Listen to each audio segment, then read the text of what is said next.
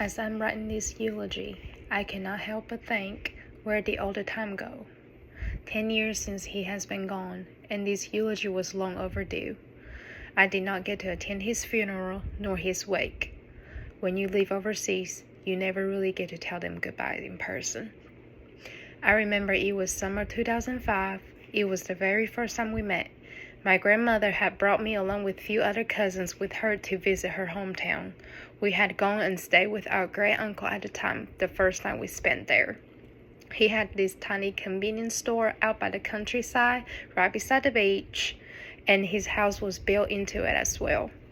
The room was so crowded, I had to share the bed with my cousins. Summertime in Taiwan is almost unbearable. People don't have central AC at their homes. Most of the time, we just use the ceiling fans. After we woke up, I remember my grandmother told us to go with her and that she had someone she wanted to introduce us to. We walked with her along this alley beside our granduncle's home. There were different houses along the walk. They all looked so ancient, like where the fishermen would live in. Then there he was, his home. Grandma told us her and this man grew up together. He had the biggest front yard I have ever seen growing up. With me growing up in the city, everything is so close together. You don't have a yard all to yourself, and even at his house you can overlook at the beach. I remember being so excited and taking everything in. His place even has karaoke. My family on my mom's side loves to sing, so to us it was the best thing he could have at his home. It was right then I knew we would spend many more fun summers here. After our first encounter, the rest of our family showed up the following day.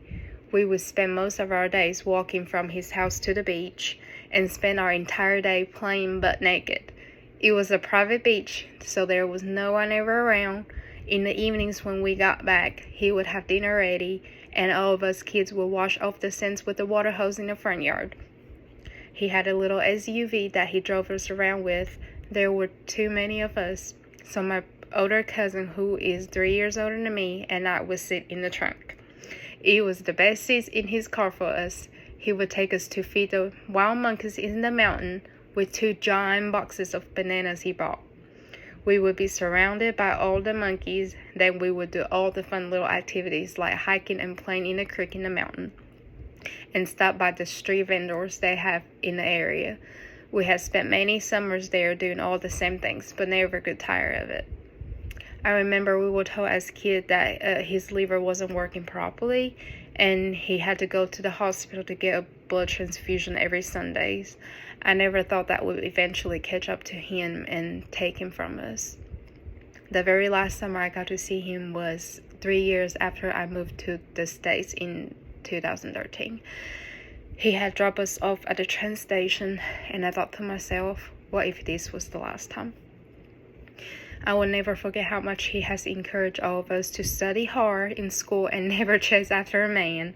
I know he would be rolling in his grave if he had known what I have put myself through during all these times.